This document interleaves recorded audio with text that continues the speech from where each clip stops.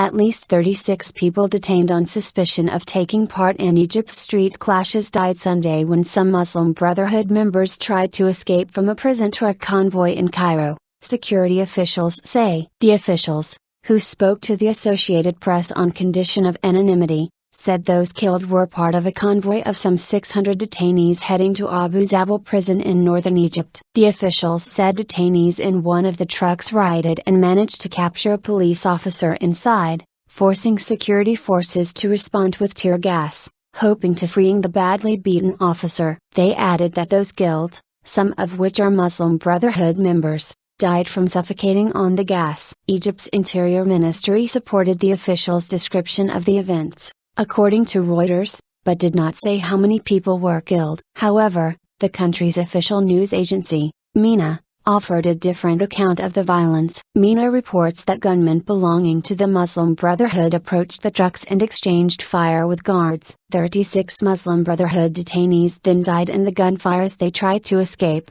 MENA said. The differences in the accounts could not be immediately reconciled Sunday night. The deaths came after Egyptian authorities raided the homes of Muslim Brotherhood members Sunday, detaining hundreds of mid-level officials in a bid to crack down on attacks on Christian churches and businesses. The group had plans for marches in Cairo, but cancelled them later in the day, claiming that snipers were positioned on rooftops along the routes. Since security forces cleared two sitting camps filled with supporters of former President Mohamed Morsi on Wednesday, Islamists have attacked dozens of Coptic churches, along with homes and businesses owned by the Christian minority. The campaign of intimidation appears to be a warning to Christians outside Cairo to stand down from political activism. At least 300 Muslim Brotherhood officials and field operatives were detained in several cities during Sunday's raids, security officials and group statements said. In Isat, 200 miles south of Cairo, 163 of the group's officials and operatives were rounded up in different towns in the province,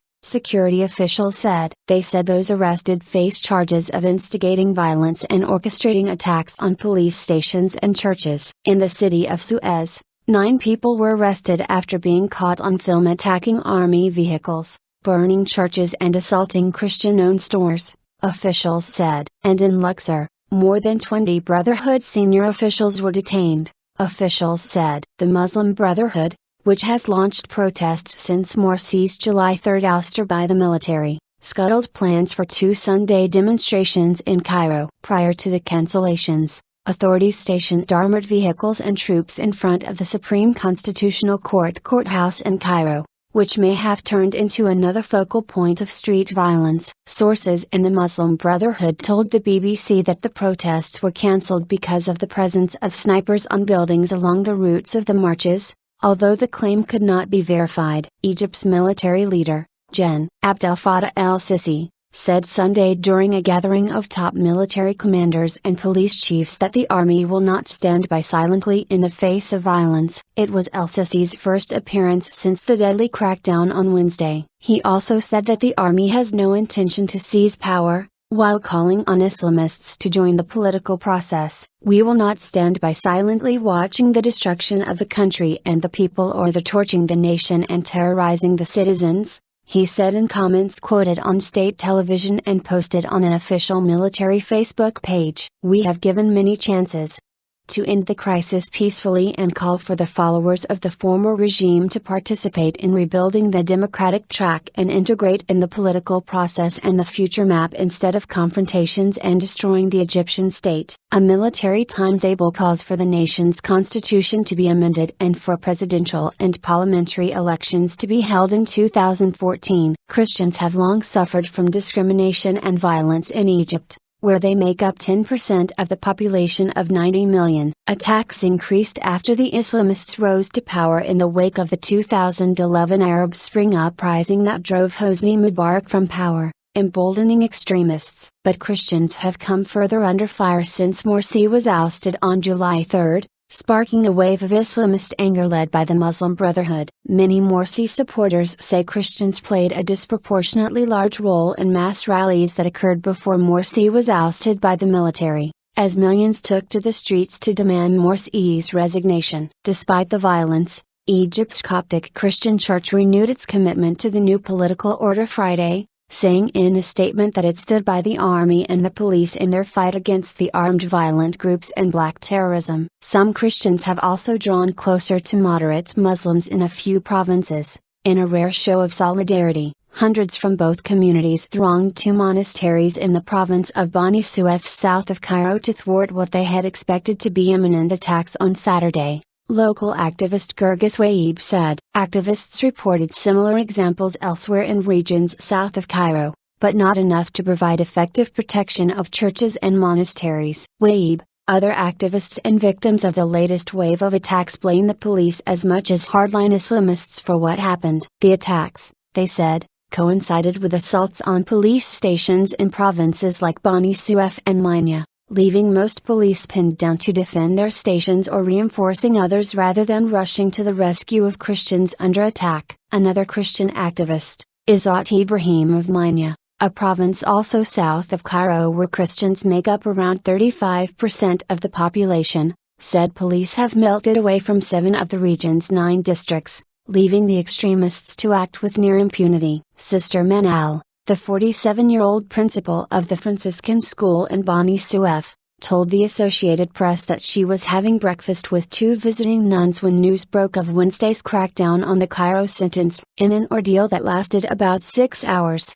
she, Sisters Abir and Damiana and a handful of school employees saw a mob break into the school through the wall and windows, loot its contents, knock off the cross on the street gate and replace it with a black banner resembling the flag of Al-Qaeda. By the time the Islamists ordered them out, fire was raging at every corner of the 115-year-old main building and 2 recent additions. Money saved for a new school was gone, said Manal, and every computer, projector, desk and chair was hauled away. Frantic SOS calls to the police, including senior officers with children at the school, produced promises of quick response but no one came. Manal recalled being told a week earlier by the policeman father of one pupil that her school was targeted by hardline Islamists convinced that it was giving an inappropriate education to Muslim children. She paid no attention, comfortable in the belief that a school that had an equal number of Muslim and Christian pupils could not be targeted by Muslim extremists. She was wrong. Bishoy Alphonse Nayib,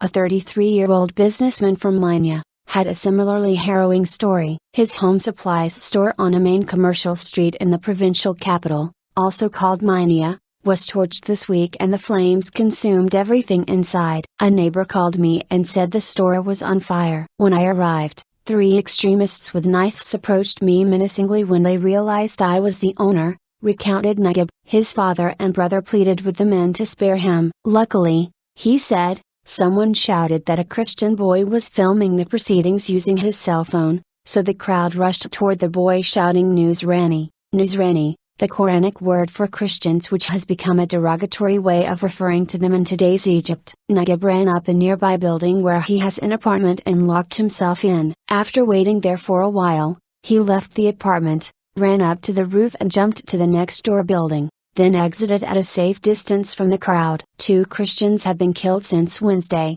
including a taxi driver who strayed into a protest by Morsi supporters in Alexandria and another man who was shot to death by Islamists in the southern province of Sohag, according to security officials, who spoke on condition of anonymity because they weren't authorized to release the information. A total of 888 people have been killed nationwide since Wednesday's dismantling of 2 encampments of Morsi supporters in Cairo, with 79 of those deaths occurring on Saturday. Meanwhile, the Egyptian government has begun deliberations on whether to ban the Brotherhood, a long-outlawed organization that swept to power in the country's first democratic elections a year ago. Such a ban, which authorities say would be implemented over the group's use of violence, would be a repeat of the decades-long power struggle between the state and the Brotherhood. The Brotherhood faces increasing public criticism over the ongoing violence in Egypt. Sheikh Ahmed Al-Tayeb, the powerful head of Al-Azhar Mosque, Sunni Islam's main seat of learning,